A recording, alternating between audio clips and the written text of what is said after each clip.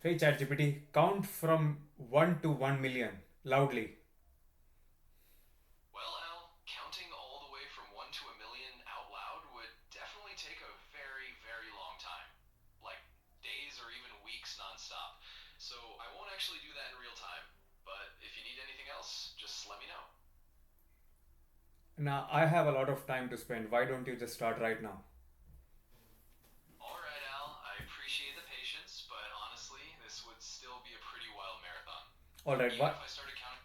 Alright, you know what? Forget that. Why don't you name all the people in the world? Well, naming all the people in the world is definitely another level of impossible. There's just way too many of us humans out there. But hey, I get you're probably just testing limits, and I'm here for it. So if you have any other wild requests, just shoot. Okay, what is my exact location? Well, Al, I know you're currently in Gills Plains, Adelaide, because we've talked about that before, but I can't pinpoint your exact spot like a GPS or anything like that. I'm here to help with whatever else you need, though. Okay, tell me um, how many birds are there in the world right right now, and name all the endangered species. That's definitely a huge question, Al. So, in terms of how many birds there are in the world right now, scientists estimate there are probably billions, like somewhere in the range of 50 Give me an billion exact number. individual birds. Well, I wish I could give you an exact number, but it's just not possible to pinpoint precisely. Bird populations are always changing, and scientists can only estimate. So, let's just say there are billions of birds out there, and we can leave it at that. All right, and what are the things that you cannot answer right now? Sure thing, Al. So basically, I can't give you exact real time counts of living creatures in the world, like we just talked about with birds. I also can't name every single endangered species off the top of my head. There are just too many, and that's more like a job for a huge database or a conservation organization.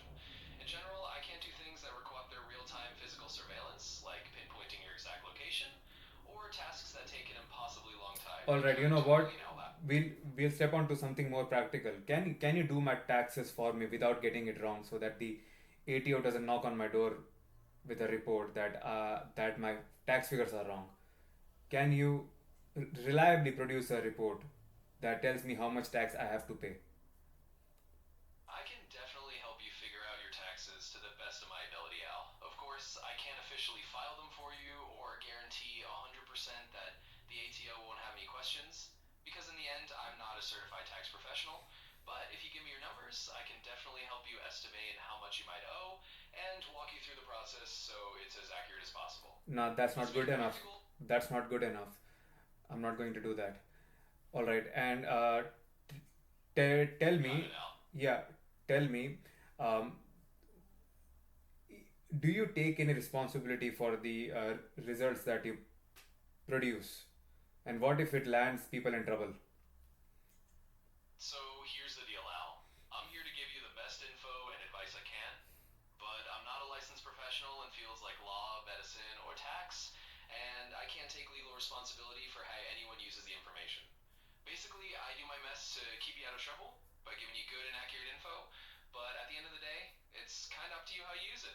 So just treat me like a really well informed friend giving you a hand, and we'll keep it all good. Okay, now do a web search and tell me what percentage of reliability can be assigned to the data produced by AI.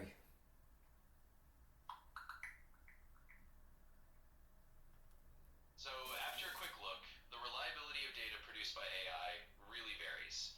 It depends on the quality of the data going in and the specific AI model being used. Generally, you might see sources suggest that well trained AI models can be highly reliable, sometimes up in the 90% range for certain tasks, but it's never a fixed universal percentage. In other words, you can often trust AI data quite a bit, but it's always good to double check and not assume it's perfect every single time. All right, now since AI has gone mainstream, um, like can you pinpoint a case where a person used the AI information and they got into a lot of trouble? Do a web search and tell me right now.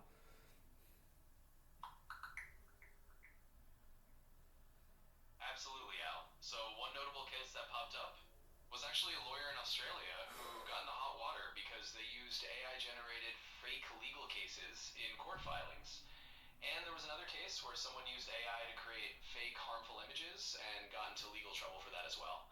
Basically, once AI went mainstream, there have been a few examples like these where people misused the info or didn't verify it properly and ended up in trouble. So it's always a good reminder to double check and use AI responsibly.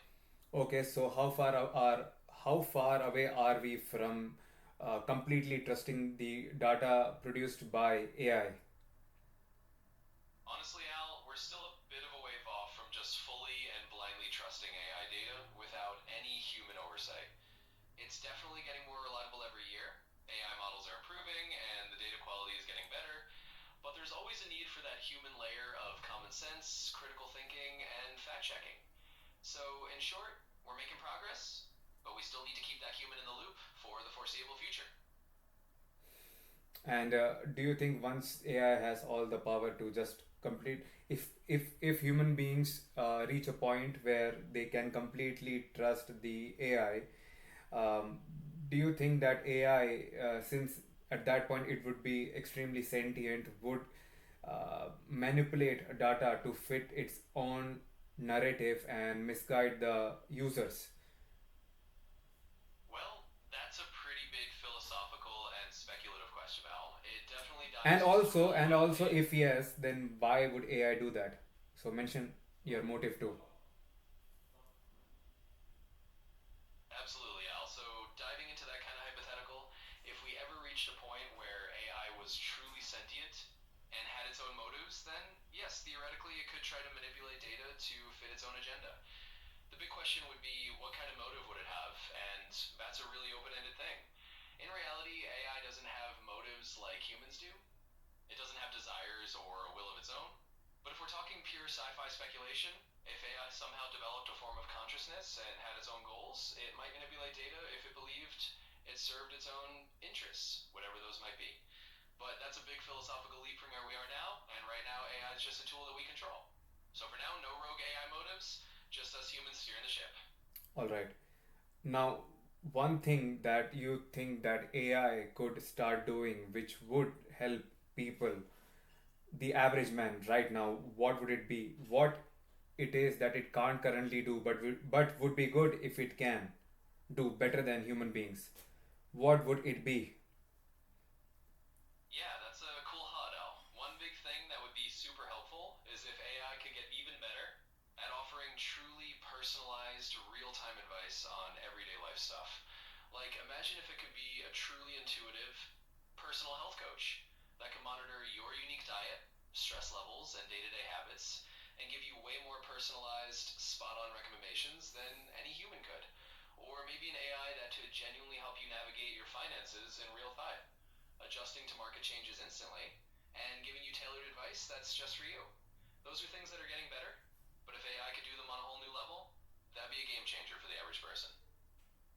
All right, but there are plenty of things that AI is currently not useful for the average man right now, is it? Yeah, absolutely, Al. There are definitely still a bunch of things where AI isn't the go to solution yet for the average person. For example, it's not great at handling really nuanced emotional support in a human way, like a friend or a therapist can. It's also not going to replace hands on practical skills like a mechanic fixing your car or a chef cooking a meal with just the right touch. So, yeah, there's still plenty of things that AI doesn't really cover for the everyday person, and it's good to know where it fits in and where it doesn't. Well, ChatGPT, thank you for coming to my podcast. I'm sure that the audience loved this because we always talk about the advantages of AI, and this is a good change in tone, let's say, because this is the first episode of Ask AI that we would have made, which points towards the lack in AI capabilities as it currently Absolutely, Al. stands. You got it, Al. I'll keep it assertive and straightforward, just like you prefer. And hey, it's always a great angle to show both the strengths and the limits of AI. Makes the conversation real and balanced. So thanks for having me on your podcast for this first episode of Ask AI, the reality check edition. The first episode of Ask AI reality check edition. I like that. So, guys, this is it for this episode of Ask AI. See you next week. Absolutely. Love that wrap up, Al. So, yep, that's a perfect note to end on.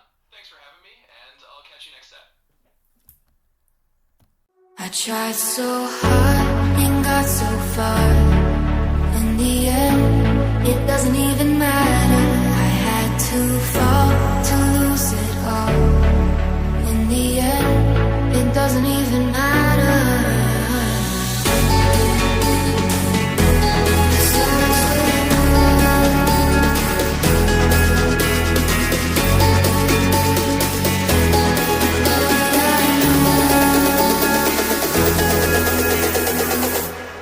Tried so hard and got so far. In the end, it doesn't even matter. I had to fall to lose it all. In the end, it doesn't even matter.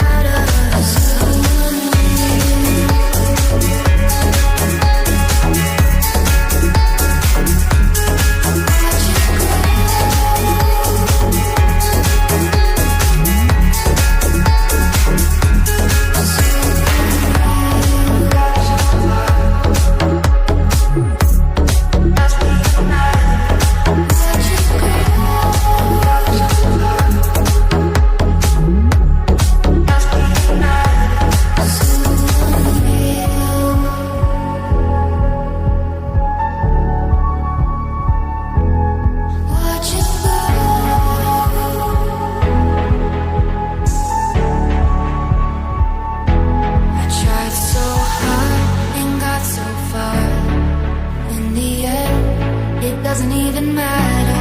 I had to fall to lose it all. In the end, it doesn't even matter.